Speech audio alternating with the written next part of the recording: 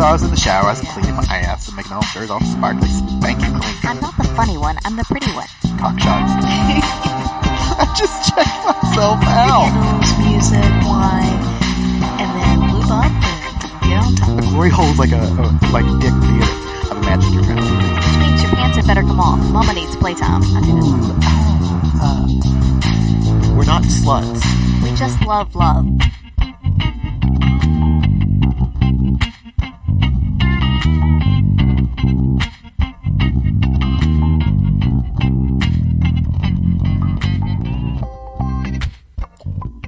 Hello. How is everybody doing tonight? I'm doing very well. Yay. Good. Yeah?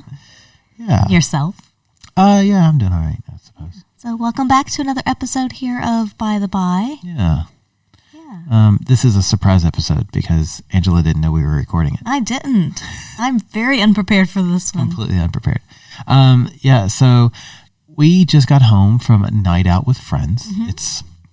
The lockdown has kind of started to lift here in Australia. Mm-hmm. And we are allowed to spend some time with people. Yes, people outside of our household. Yes, and up to 10 currently. Yeah. And so we just had a night out with friends. And we got back home, mm-hmm. and it was one of those things that instantly my headspace changes. And I think it is related to the whole COVID-19 thing and related to the whole lockdown, I should say. And it was something I just sort of wanted to bat around for a little bit, yeah. and kind of see, is this normal, or maybe I'm the only one that feels this way, but maybe people out there in podcast land feel this way too, and they need to hear this. I'm going to go out on a limb and say that you aren't the only one who feels this way, because if there's anything we've proven through this podcast, it's that you aren't the only one with these feelings. Which is interesting, because that doesn't preclude us from feeling that we're the only ones with these feelings. It doesn't. No, it doesn't stop it. So, yeah, I don't know. I've got a lot of things popping around in my head, and I think part of it is a bit of that. It's weird. I think the first thing that pops into my head is imposter syndrome kind of thing. What with hosting a sexy podcast and not being able to have sexy times. Okay. Why do you feel that way? Well, I mean, I don't know. So do you think that because we're not having sex with other people that, I don't know, how does that, to me, that and the podcast are sort of separate. Yeah, I don't know. I think also, admittedly too, I think it goes back to the whole, you and our sex life has been affected mm-hmm. by, if you hear any background noises, it's our dog chewing on something. Yes, he has a pig's ear or beef ear or whatever. Yeah. And some kind of animal ear. He's gnawing on it. I mean, it is one of those things that due to work and the stresses of work and the stresses of normal life, and the fact that we just got a puppy and we have a bird, that our sex life isn't as vibrant as it once was. And I think that does feel like, for me, there's a lot of, there is a lot of imposter syndrome, and I feel like there's a lot of I feel like I'm letting you down, and I feel like I'm letting me down, and the whole we only have so much time, yada yada yada, and then with the whole pandemic and we have to rely on one another, and I don't know, it's one of those things that it's frustrating. So I find it interesting because I totally get what you're saying, but I feel that I'm letting you down because realistically, while we're both working a lot, I'm the one who's probably the most exhausted and saying no more frequently than you are. I feel a bit like we should be able to maintain the sex life that we had before. That's not realistic. But also, there are a lot of people who we've talked to who are at home with their partners and they have time on their hands. And I feel like I kind of wish I were one of those people, because then we could have a lot of sex and we could make that connection. But realistically, for one, we can't. But also, even if you have the time on your hands, are you in the headspace for it? So just because you're both home doesn't mean you are in the right place for it either. And I think that's the thing, because I find that, for us, we're even our bedtime schedule has even changed. Yeah. To where we were always that couple that went to bed together, always. Like, but I'd say in 2020, I'm in bed usually at least 30 minutes before you, if not an hour and a half, 2 hours. Yeah. And at that point, I'm dead to the world. There's no way. And sometimes I take the dog and sometimes I don't. So it's like, if I don't take the dog, you're making more noise. But at the same time, like, I'm already asleep. Like, it's done. Yeah, I would say that it has definitely affected our sex life with each other in a negative way. And now that we're trying to get back to some sort of normalcy, whatever. I mean, it's not normal yet, and it won't be for a little while, but I'm trying to be more cognizant we have to make time for this because it is important. And it does very much affect my headspace. I know it affects your headspace. Like, it affects a lot of things. And yeah. And I think we have to make the time for it, which is easier said than done. And, I want to make sure that this isn't like a blaming thing, because there is no one, like, there's no one to blame. No, it's circumstantial. It is circumstantial, but it doesn't make it any less frustrating because I see it affect you, and I see it affect me, and I see how it affects our relationship, and it's just like, ugh, fuck you, pandemic. But we had a chat with friends this morning who are in the States, and one of them is taking this tantric love course, and I'm like, oh, that sounds so amazing. I'd love to be able to do that and have that time to sort of explore that. And it's just, that's so unrealistic right now. Yeah. And there are some things that I thought at the beginning of all of this, before I realized how much work would take over, that, oh, good, we're going to have time to do this, so we're going to be able to do this. And, because thinking that we were going to have more time at home than we did before. And somehow we've had less time than we did before. I'm not sure how that worked out. I think we're both a bit of that glasses half full thing. And you look at this like a pandemic lockdown. We can't go to bars. We can't go to swingers clubs. We can't do whatever. Oh, cool. We'll be able to self-focus. Let's turn the lasers and microscopes inward and start to focus on one another. And unfortunately, in our line of work, that has not been possible for either of us. Yeah. We've instead sort of put that focus back outward more than I think we ever have before.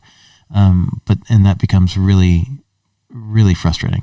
I also imagine, though, that people who are working from home, who have kids, I'm assuming I haven't admittedly kept up with the whole schooling thing in the U.S., but here in Australia, they've been homeschooling kids. Like, kids have not really been allowed at school unless they're essential workers, whatever. Some kids have gone to school continually, but the majority have not. And so if you're a parent who's now home with kids and you have, you're watching your kids, you're trying to homeschool your kids, and you're trying to do your job and keep the house running and all the normal stuff, quote unquote normal stuff, then, like, I imagine they have the same pressures as well, because that time and that energy, that what it takes to focus on you yourself, on you and your partner as a couple, and on that relationship, it just seems like that's the easiest thing and the first thing to push to the side. Yeah. When those stressors come on. And admittedly for me, I find that the more distant that we get from one another, the more I sort of self-isolate. Yeah. Like, I find that it frustrates me, because, like, I know that normally we would, as I'd pass you, I might, reach out and grab you.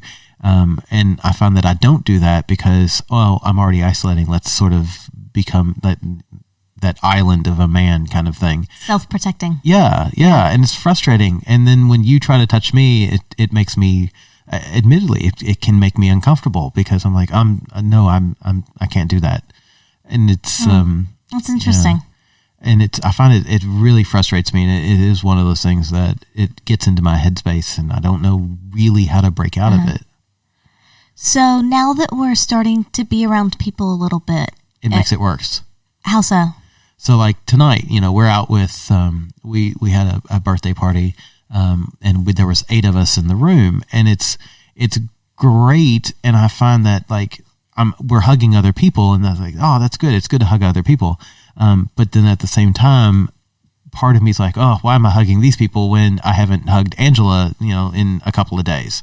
Like, I mean, we sleep together, we touch, but it's like, there's just not that cuddle time, cuddle intimacy thing. And I feel like it sends me into a worse headspace when I'm doing things with other people that I really want to be doing with you. And although I should feel comfortable asking for it, I don't want to, because I know you have things that you're doing, and like I don't want to take your time, kind of thing. I know it's ridiculous. I know it's ridiculous. Yeah, but I get it. And I will say that, like tonight, even when we were in that room with other people, and at one point we were kind of, sitting, like you and I were sitting on the floor leaning against the wall, and we self-sequestered. Yes, yeah. But also you kind of made space for me next to you, and so I went and sat next to you and put my hand on your leg, and we're kind of touching and cuddling a little bit, not really, but a little bit.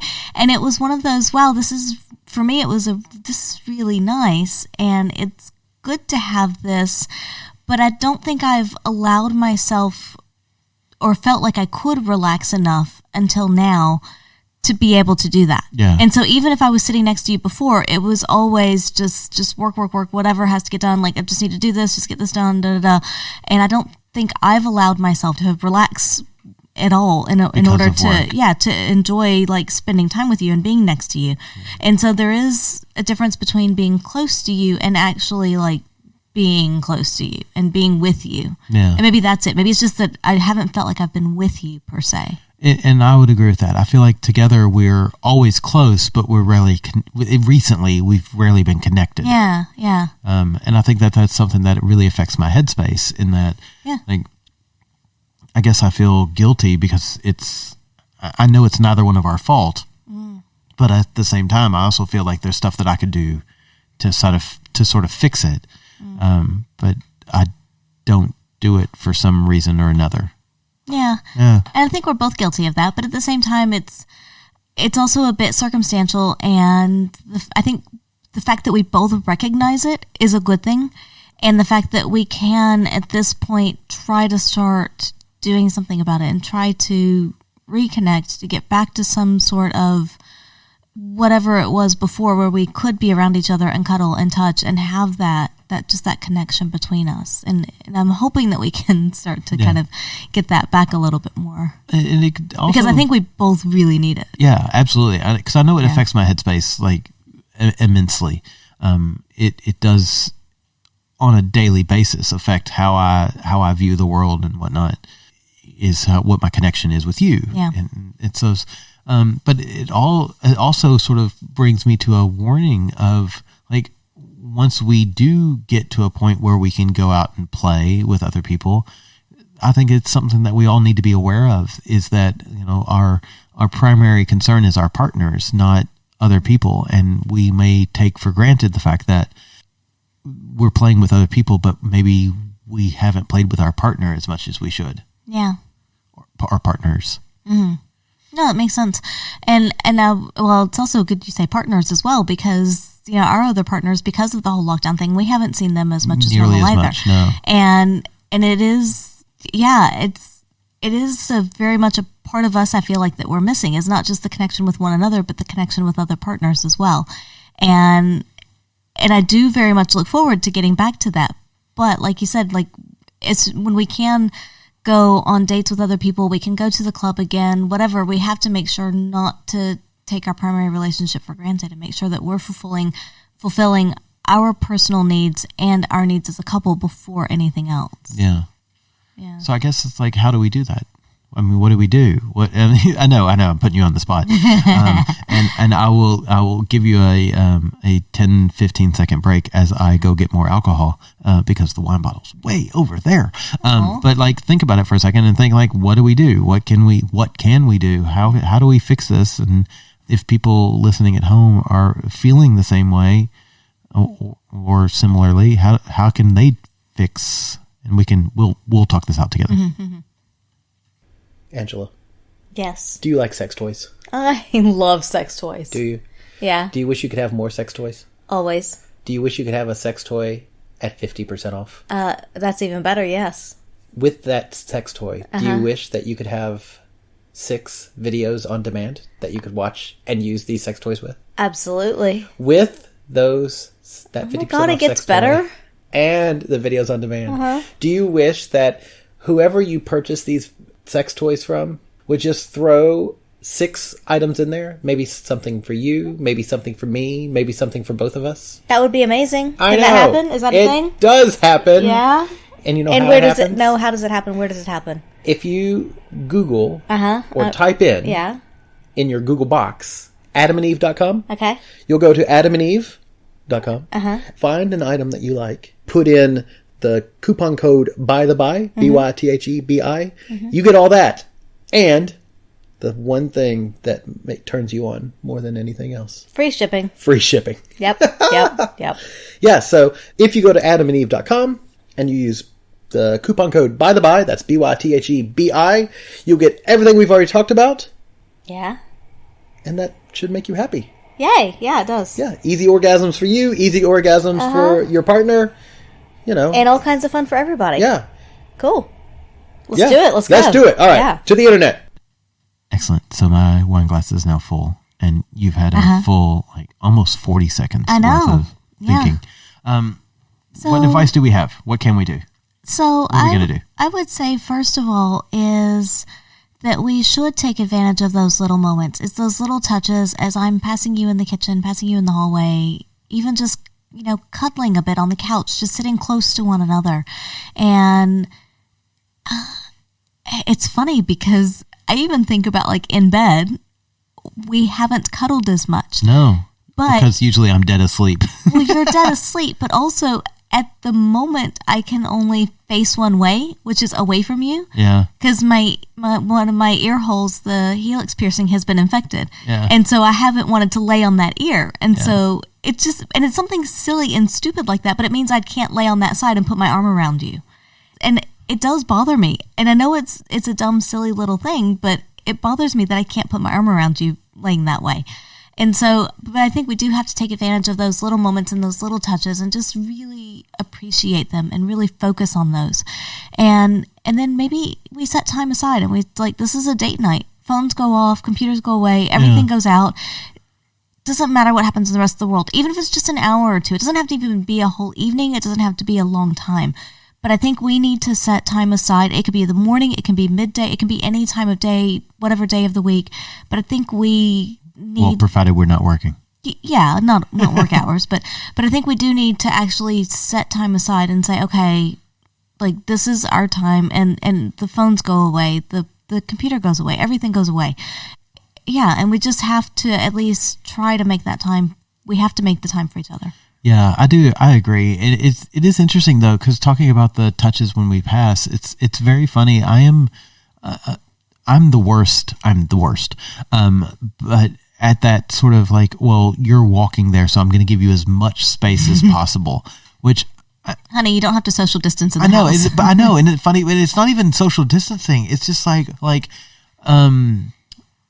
I think it's a bit of that sort of reverence thing. Like, I want to give you as much space because this is the gift that I can give you at that moment, which I know is fucking ridiculous. But it's one of those things that as I'm walking around, I just want to be out of your way. Yeah. Which I know is sort of counterintuitive to what we're talking about, but sometimes I want you in my way. It's so hard for me to, like, because I get frustrated if I feel like I'm in your way or I'm blocking you from something or I'm preventing you from doing something, often because I feel frustrated if you are blocking me from something or preventing me from doing something. So yeah, it's tough. It's hard for me to relax in a lot of ways. And I do like the idea of let's set up a time where everything else is off and let's focus on one another. But even with that, I think it's hard because our brains are so set to work mode and everyone else comes first. Yeah, it's true.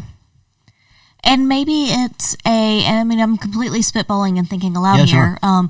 But maybe it's when we do set time aside, whether it's even just an hour or whatever, maybe we don't stay at home. Maybe we go for a walk. We get out of the house and we're otherwise engaged.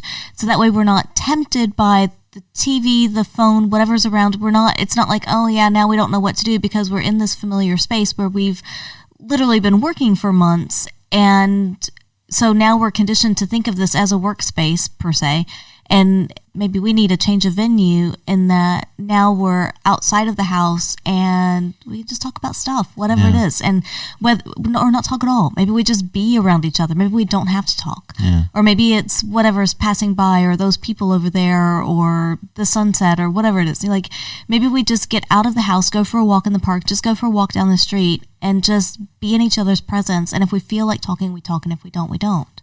Maybe it's something like that. Maybe just being out of the house will force that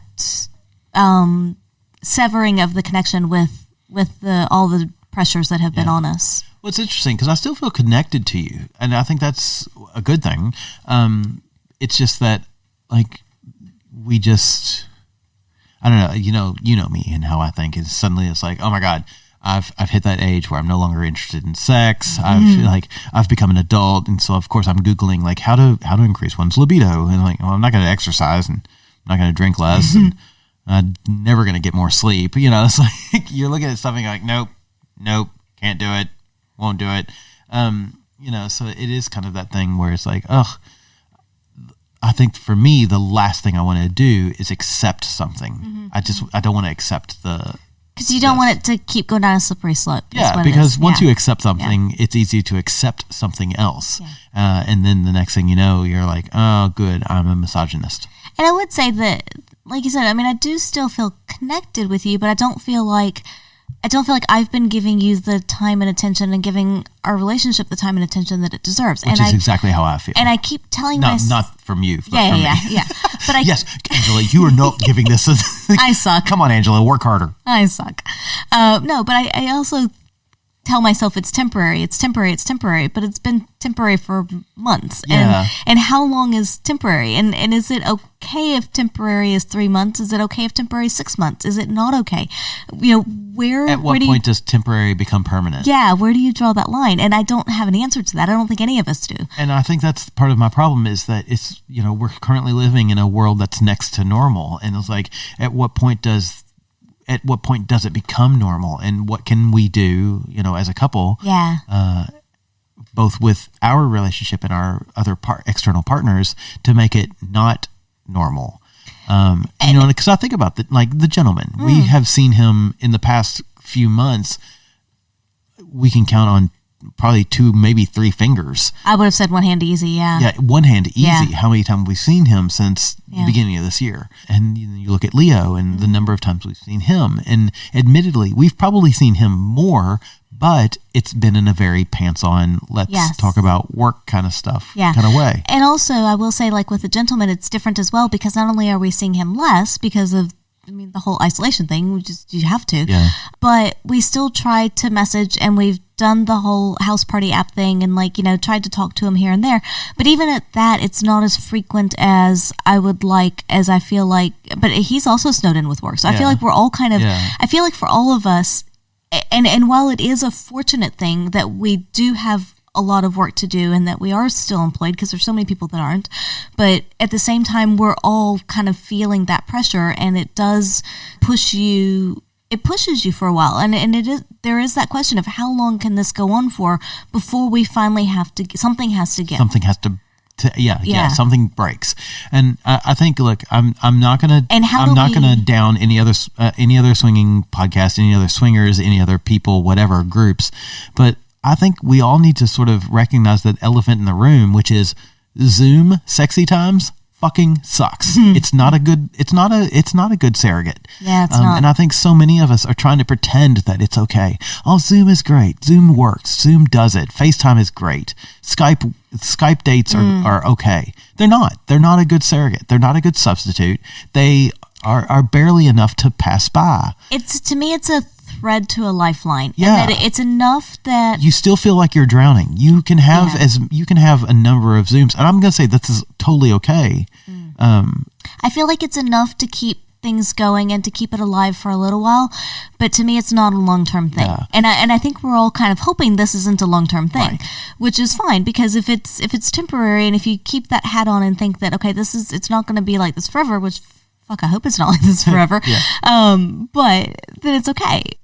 And it's interesting because I think for us, being in Australia, we're because things are opening up and we are in a better position, I feel, to have things open up than some places, in that I feel like it's pretty okay that like we start seeing people and that we can see the gentleman when schedules allow, which granted, you know, work life wise, whatever, we'll see when that is. But I feel like it's good because, you know, we've had this bit of a lifeline for a little while and now we can see the light at the end of the tunnel. Like there is an end of the tunnel up there somewhere. It's way far away. It's way far away, but it's there. I don't know. I think it's really important for us to call out and say, for those folks out there who are saying that, you know, Zoom isn't enough, Skype, FaceTime isn't enough, that you're very valid. There's nothing wrong with what you think. And personally, I agree with you. It's not enough. No. Unfortunately, I think it's what we need to do for the foreseeable future. But there's nothing wrong with feeling like you're missing something.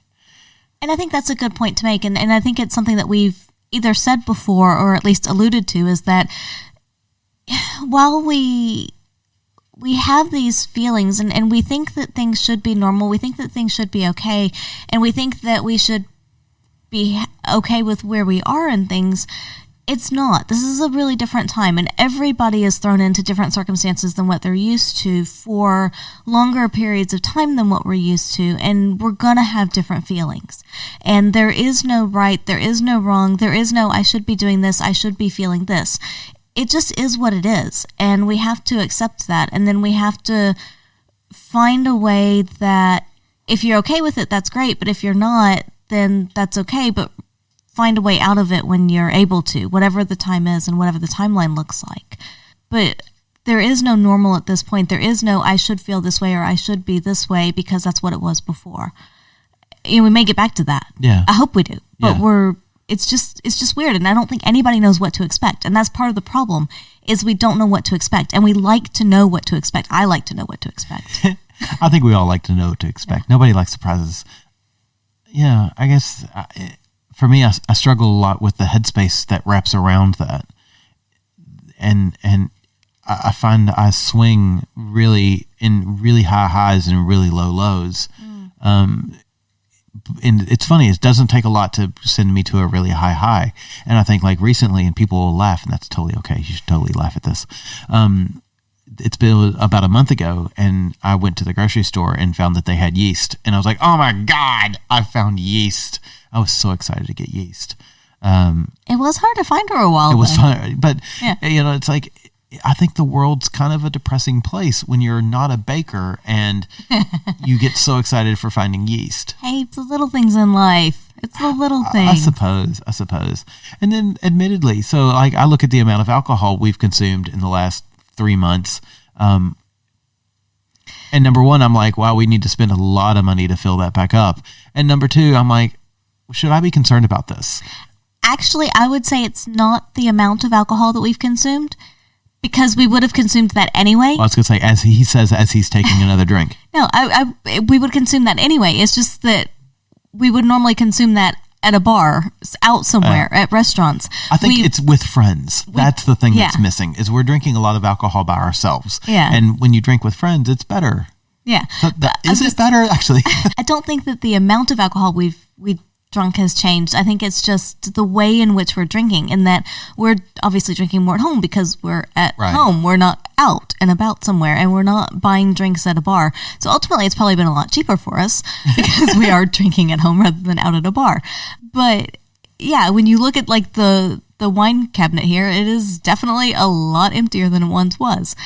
But it just kind of showed like, well, look at how much we probably do drink when we go to restaurants and bars, and you know, I mean that's a part of the economy that's definitely hurting right now. You know, we keep you afloat. We do our best. You know, and you said something that sort of triggered something else in my head, which is talking about traveling and going out. And like I think that a lot of my headspace and my negative headspace falls around the fact that, you know, we've had multiple vacations that have been canceled, and these are vacations that are months away. Yeah. We had a very nice vacation that was planned with swinger friends in July, canceled. Mm-hmm. We had a desire in Mexico with the gentleman, canceled. We had a cruise in December that's most likely going to be canceled. Yeah. And it's like all of this stuff that you typically look forward to and you typically long for and hope for, and you put on the calendar, and every day is an X closer to that being canceled, I think is heartbreaking. It's interesting you bring that up because it is good to have something to look forward to. We have nothing to look for. That's my problem. Well, okay. 'Cause I'm like, we have nothing to look forward to. We don't have a vacation to look forward to, which we typically do have some kind of holiday or vacation to look forward to. And we know that there's some time away from normal life. We know there's going to be a time that we can get away, we can relax, and we can have some fun and be in a different environment, be around people that we love. But at the same time, I mean, you're not alone in that, because we have a play friend from many moons ago who was very much the same. And if she didn't have a holiday planned and scheduled and it wasn't on the calendar, she was in a bad headspace, but she wasn't in a great headspace. But once something was on the calendar, she's like, yeah, right, got it, good. And it was just, and it's just, I think it is just having that, knowing that there's going to be a break, there's going to be something fun, there's going to be a way away from the normal life that really kind of helps. But right now we're not in normal life, for one thing, or maybe we're in a much more normal life than before. I don't know which way it goes, but there isn't that break to look forward to. There isn't that, hey, there's something different coming, because we don't know when something different can come. Yeah. And I think part of that's killing me. Yeah. It's really tough to have those things. And I'm not trying to be that guy that's like, oh, privilege, blah, blah, blah, bullshit. But I think all of us need something to look forward to. Yeah. And honestly, that can even just be a visit from friends and just, and we're starting to get that now. But until very recently, we haven't really had that, and we've not been able to have that. So it's like, I don't know when we're going to be able to just hang out with our friends again and just have that time. And it's really funny because like one of the things I'm looking most forward to is ordering a martini at a bar and having a professional make me a martini. I'm sick of making my own shitty ass martinis. If this goes on much longer, we are definitely going to hire a bartender for if that's not privilege, and I'm recognizing this as being some privilege speak. But still, it's like first world problems are still problems. I don't know. It's but I think ultimately it all comes back to making that connection with each other. So us as a couple, with our close play partners like the gentleman, and then with even further removed play partners. And it just goes back to having some sort of human contact in a way that we feel like we're valued. So I'm also going to add to that, by taking it into a bit of a tangent. Okay. But I think part of what's affecting my headspace as well is that fact that when you walk down the street, every human that you see, you try to distance yourself as far as possible. And accepting that 2/3 of the people aren't thinking the way you're thinking. So then you're thinking like you're the only one who is actually trying to distance from other people. And so you moved from the right side of the sidewalk to the far left side of the sidewalk, or you might take a path going home that you know that you're not going to run into anybody. And those little things where you're trying to stay so far away from anyone is problematic. I will say also it's a lot more mentally energetic to do that, because I love that you look for the bright sides, and I'm I hate it. I'm not saying bright side at all. I'm saying it takes a lot more mental energy to do that. Okay. Yeah, because I know when I come home from work, it is a matter of, okay, what time of day is it? Is the main road going to be super busy? Is it not? If it's going to be super busy, if it's a busy time of day, then I'll go back roads, which admittedly takes a couple more minutes to get home, but not super bad, so it's okay. But then it is always watching someone and checking their movements, and do I need to go left? Do I need to go right? Do I need to go out into the street to avoid being near them? And are there, cars coming that I can go out into the street? And it is that constant just thinking about where other people are, where you are, how are we going to be safest, and what are their actions and how do they affect me? Yeah. And it's that every time you see people, and then what path do we take? Like you said, if I need to take back roads, and is this back road better than that back road, and whatever. And it is constantly thinking on some level about how we're moving in a space that we normally wouldn't think twice about how we move. Yeah. And it does take a lot more mental energy to do that every time you go out. Which, yes. I mean, And it's funny because, and then on top of that, I think to myself, I wish I could think like a Republican. Look, I made a joke. They don't think, and not care about this, or think that somebody else is going to worry about it for me, or whatever. And it's exhausting. And I think that, again, I bring that home. So how do you get past that? How do you move past that exhaustion, and how do you kind of get to a space where you can be like, there are these things that I have to think about when I'm out and about and around other people, but yet, like, is there a time where you can relax? Is there a time you get away from it? Is there a time that you can just turn that brain off? I don't. For me, there's not. And I think that's part of what's exhausting me. And I feel like I'm being, both through things like that, through work and the pressures of work, and through probably the self-inflicted pressures that I feel from our relationship. And I'm going to use a word that I don't believe is happening to our relationship, but stupid Headspace Bradford uses that word, and seeing how our relationship is deteriorating, I feel like I'm painting myself into a corner. And so suddenly you feel really trapped, and the anxiety is almost unbearable, and you don't know how to handle it. And it is very much something that, it's ridiculous. And I feel like I can't tell if I'm overreacting or underreacting. And I think that's the scariest part, is I look at this and I'm like, oh my God, am I making a mountain out of a molehill, or am I seeing something in the world that's not actually there? And, the only litmus test that we have for this is both our own feelings and then the news that we get from all the media sources. And I find that it's so frustrating, and I can't tell what's real and what's not, what's all stuck in my furry little head. Yeah, it's interesting because as you mentioned, we're talking about that. I was thinking about, I was basically thinking, and I just Googled it because I had to look it up to find it, but it was a tweet or something I saw somewhere shared, somewhere on social media, as everything is. But so first of all, tangent, I think one thing that would really help your headspace is if we were able to have some time, or take some time for you to go into Fox mode. Yeah, maybe. Because that generally helps your headspace a lot. Yeah. So I think that's something we should definitely prioritize. Okay. Because that we haven't done that since this all started, which is probably the longest that we've gone without having any kind of pet play. Agreed. And I think that will really help you. So that's something we should definitely put on the agenda to prioritize. Right. But what I was getting at, because you were talking about just the whole not knowing, are you overreacting, underreacting, whatever it is. And it was it must have been a tweet or something, I don't know, that I saw somewhere. But it says we all have Schrodinger's virus now. Because we cannot get tested, we can't know whether we have the virus or not. We have to act as if we have the virus so we don't spread it to others. We have to act as if we've never had the virus, because if we didn't have it, we're not immune. Therefore, we both have and don't have the virus, thus Schrodinger's virus. And it is one of those, like... That's accurate. It is. And you don't know which way to go. Like, am I overreacting? Am I underreacting?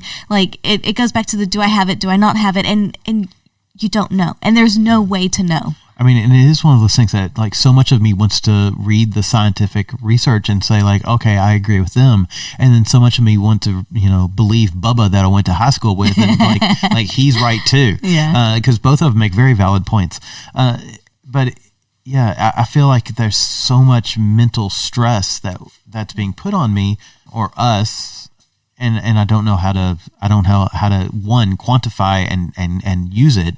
And at the same other time, I was like, what can I do? Should I do anything with it? Yeah, and I think ultimately we just have to, I think the fact that you recognize that is, first of all, a very good thing. So we have to recognize... I'd rather be blind and just I would rather not recognize it, to be 100%. Absolutely honest with you. I feel like I'd be happier. Like, short term, not long term. Maybe, but I envy the ridiculously stupid. Short term, not long term. I'm not saying I'm smart, but like I wish I was just dumb as a box of rocks. Now, I do think, though, that it is good to recognize it, and to recognize that maybe we're not in the bestest of places, and yeah, what can we do with it? Because, like you said, we haven't connected on the levels that I feel like we should and are used to connecting for a while. And it's okay to put it off for a little while and to say, this is a temporary thing, this is okay. But I kind of feel like we're reaching that point that temporary is becoming a little too long, and we need to make a change. And whatever that is, even if it's small changes that then lead to bigger changes, but we have to try to get I'm going to say quote unquote back to what it was before, at least on some level. I think we need to try and make sure that we do prioritize each other, that we make time for, say, Fox mode or something. And it's not like it takes that much time. It's just that we just need to make it happen, and that other things maybe shouldn't be priority over this, even though we perhaps falsely put them as priority. Yeah. I don't know. I think you're right ultimately, but I think for me, I feel very guilty over things, which I think this is probably a normal thing. I feel very guilty over things I can't control. If guilty over things I have zero control over and I don't know how to handle it. And then admittedly, things that I can control, like I feel like I should be able to control, like my headspace, which I feel like I should be able to control. And then I feel like that I push my headspace onto you, which seems unfair because you're always like strong and focused and logical and whatnot. And I'm the emotional mess that sits in the corner and basically like, okay, I'm just going to go to bed now. You don't push your headspace on me.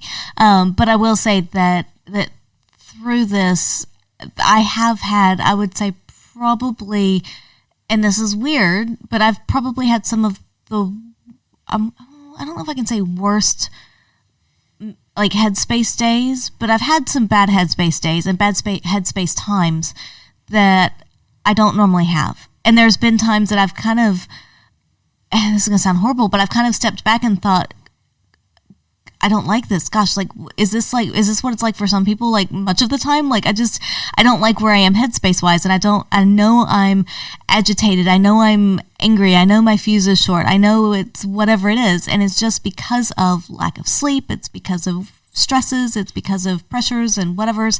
And it is just, I'm not happy with who I am myself. And I know that I have been short with you. I've been short with others. Like there's times that I'm like, I know that I haven't treated this person the way that they should be, but I also feel like it's all I can do right now. Like I'm just trying to hold it together. And it's terrible. And I hate that feeling. And maybe it's not something I'm used to, I should say. That's funny. I mean, that's not funny, but it is adorable. Yeah. That you're like, I'm not used to feeling like vulnerable and angry. It's like I don't have some sort of level of control. Like it's just like I just have to get through this and everything else be damned, you know? It's really funny because I feel like that's a solid 85% of my days nowadays. Yeah. That if I'm not, like every time I'm with colleagues or customers now is a performance event. And if it wasn't a performance event, I'd be in a very bad place.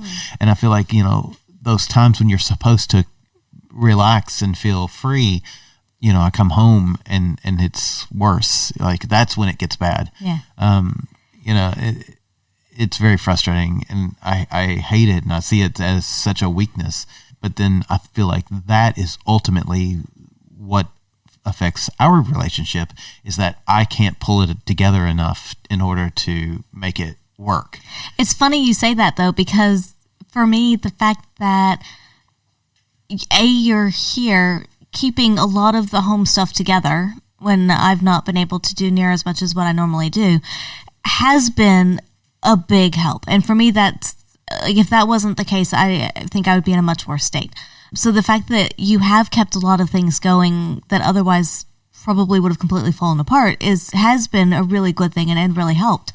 But also the fact that I know that when it is those bad times and those shit days and those really stressful times, and even if I come home, even if I keep working, even if I don't interact with you a lot, just having you in the same space helps. Yeah. Even if we're not really connecting, even if we're not touching, even if like that's not happening, like just having you there, knowing that you're there helps. Yeah.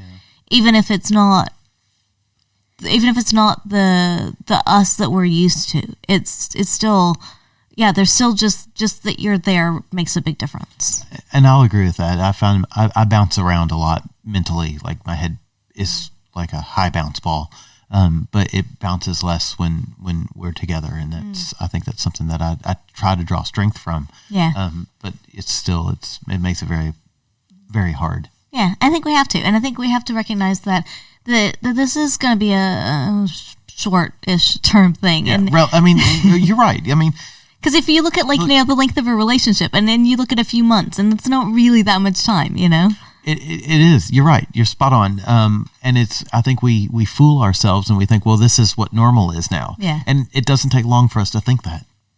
And that's not correct at all. But when you look at your life, and for us, I'm 42 now. So like this 6 months is not even like, what is it's this? A blip. 1% of my life. Yeah. Like, really, suck it up, Bradford. Yeah. And I know that objectively. I know that. The problem is it doesn't take long for us to, when you're in a moment, to think that okay, cool, this is the new norm. And we know that's wrong. And maybe that's part of it, like, because you just used that word, a moment, when you're in a moment. And so maybe it is taking a step back and looking at, and I think, this is appropriate for anything big that happens in life. I mean, if you look at like us, we've both been through divorces, but failed relationship. But we all go through things in life, whether it is relationships ups and downs, whether it's life ups and downs, job ups and downs. There's a lot of things that we go through in life. And it can be hard when you're in that moment because that is your world and that is all encompassing and that's everything that's happening to you. And it's easy to say that my life is now terrible. My life is, you go to extremes. Yeah. And because it's easy to go to it's extremes. easy. But then when you do take that step back and you say, okay, this is a momentary blip. This is a temporary thing. This is in the scheme of things, this is just a speed bump. We'll go over it. We'll go over it slowly. It'll take some time. I'll get over it. And then things will continue on. But it can be hard to do that. It can be hard to take that step back and to get yourself into the headspace or to think about like, okay, like this is not a permanent thing. And it's also partially recognizing that it's not a permanent thing, that it is temporary, and also partially psyching yourself into it, because if you tell yourself that, then you're making it not a permanent thing. Yeah. And so it's a bit of playing tricks with yourself, but if you then believe it's not long term, then it won't be, because you won't make it such a thing. Yeah, and I'm not... Does that make sense? Yeah, it makes total sense, because I do that. I definitely do that. And, like, I don't want people to worry about me, and I don't want you to worry about me, but, it's like, I've hit those really dark spaces in the past few months that are concerning. Mm-hmm. And each time that I've hit those dark spaces that I've been in before, it is one of those things. So I'm like, okay, this is just a moment. That's a moment. Like, let's wait. You take a breath and wait another moment. And then if that doesn't work, you take a breath and you wait another moment. And it doesn't take long before that moment passes and there's a new moment to come along. And I think that's really important, especially now with the way the world is, that we take that moment before we act on something that is a much more monumental thing. Yeah, but like I'm not going to dilute it. Like I've hit those really bad places, and I foolishly not asked for help because I thought I didn't need help. If that makes sense. Mm-hmm. And I mean, I guess I'm still around, so maybe I didn't need help, but I don't think it's not. I didn't not ask for help because of pride. I didn't ask for help because I thought, I've got this handled. But it doesn't make it not existent. Yeah, and it's never a bad thing to ask for help, and especially because you do have. And not everybody will have, but you have a really good circle around you. I do, but I think that's important to note that just because you have a really good circle around you doesn't make those thoughts go away. It doesn't. No. I want to make that like really clear to people that that's okay. And maybe I'm wrong in saying this, but I think having those thoughts isn't a bad thing. Acting on those thoughts is where the problem becomes in. No, but I do think it's good to acknowledge that you do have a circle that, if you can reach out to them, you've got support. Yeah. The question is, can you reach out? Yeah. And I do think that that's perhaps something for people out there is, and we do it from time to time. We probably don't do it as consistently as we should, but we try to reach out to people, that we're friends with, either friends with period or friends with from the lifestyle that, of course we haven't seen in months, and just say, hey, how are you going? Even if it's just a quick message, but just to check in and say, just to see, is it okay? Are you okay? Do you need anything? Or where's your headspace at, kind of thing? And just to make sure that people are okay, because it can be hard to reach out. Even if you know you have a support system, it can be hard to get to that support system. But, perhaps if somebody reaches out to you, maybe it's a little bit easier to say, I'm actually just okay. Yeah. Maybe I'm not great. Yeah. Yeah. And there's nothing wrong with that. I don't think there's anything wrong with that. But we have to try to reach out to other people as well, because like you may not reach out yourself. Yeah. And I'll say that, like, I'm not sure I would reach out myself, which is not meant to be a, like, foreboding thing to say. But it is something that I feel like that it's something that I should be able to deal with myself. So this podcast was a dark podcast, and I apologize. I don't think people were looking for a Debbie Downer tonight. Well, it's a bit of a... But it was something that, look, I think for me, the moral of this story, that I wanted people to hear was, like, our relationship isn't as good as it has been. That's very true. I have no doubt that it will be as good as it has been. Oh yeah, we'll get back there. I have no doubt about that. Yeah. But I think that we look at the world in which we live in, and we take some things for granted. And I think that folks out there who take their relationships for granted, or whose relationships have dropped because of either isolation, or has dropped because of work, or have dropped because of whatever it is, like, don't feel like you're alone. Like, it's not just you. It's not just your relationship. Like, I'm going to call us professional relationship people, because we have been in many relationships. So it's interesting that you say that about taking it for granted, because I will say that I had not thought about it in those words before, but I very much have taken our relationship for granted, and that I know that, and I don't know if for granted is the right way to put it, but I know that you're going to be there, through this. You're my rock, and I yes. hope to be yours. Yeah, and when I'm working all the time, when I'm putting everything else first, putting other people first, putting whatever before me, putting it before you, putting it before us, I do take for granted that you're going to be there. And I feel like that is, I don't know that this is really a term, but a confident granted, in that I feel like we're strong enough that you will be. Yeah. You will be. And I agree with that. But at the same time, if I do that for too long, you might not be. Yes. Or for too long without giving something back. Yes. And again, that's all relative. Like, what is too long? What is enough? What is giving back? For each human, it's different. For each human, for every relationship, it is different. But I do feel like I have taken you a bit for granted, and just that it's like, I know you're going to be there. This other stuff has to happen. Therefore, you get put on the back burner. Sorry. Yeah. Which fucking sucks. It does, but I know. You're right. It sucks. And I think both of us have done it, and it's wrong. Yeah. But I also feel like it has to be on some level at the moment. Yeah. It doesn't make it easier or more right. But I also want to add that, like, just because someone looks on the surface like they're okay doesn't mean they're okay. And I think there's something really important about reaching out to people and asking how they're doing. Are you okay? Maybe checking in more frequently. Checking in more frequently now because of this isolation. Especially the longer it goes on. Yeah. And even now as things open up, don't take for granted that just because things are opening up that people are in a good space. Yeah, because the people we've talked to, things are opening up, but they aren't. Yeah. So and people feel weird about it, and it doesn't feel like it doesn't feel right yet. Yeah. So I encourage people to reach out to others and say, just drop that lifeline to see if they're okay. Yeah. Yeah. It's a good thing to do. So, yeah. It's always good to check in on each other, take care of each other, and make sure that we're all in an okay place, or that we'll at least make it through to an okay place. Yeah. And if you are in a space where you need someone to talk to, please don't hesitate to reach out to someone. And if there's no one else around, reach out to us. You can always email us. We may not be immediate, but we do read and we respond. And if you need help, that we will definitely respond immediately, or as soon as we wake up, because you might be in the States and we're in Australia.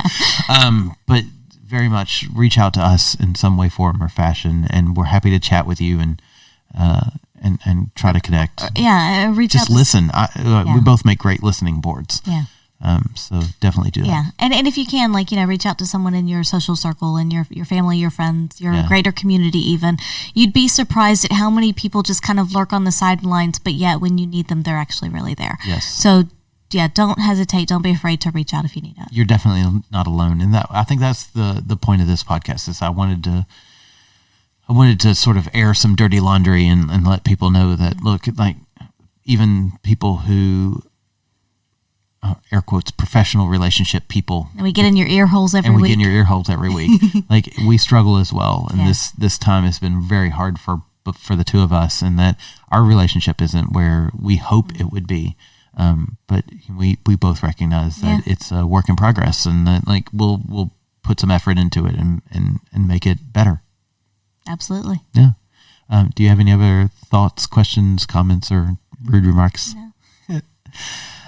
So if you need someone to reach out to, so there's I don't have all the numbers handy, but if you Google, you will find a million. For every country that we've got out there, there's a great hotline that you can call. If you search "Are you okay?" you will find a phone number that you can call. And if you can't, just shoot us a message, and we're happy to listen to you or give you a number of someone locally that you can call. Just tell us where you are. Our email address is theatomsoflove@gmail.com. You can message us on Facebook, Instagram, or Twitter. We are at By the By Podcast. Yeah, I'm probably not going to go through all the Patreon stuff on this podcast because it just doesn't seem right. It's fine. But yeah, we definitely appreciate folks listening to us and supporting us, and in any way that we can help and support you, we hope that we can. Yeah. Yeah. Stay safe, stay sane, safe. Yeah. stay healthy. And lots of love.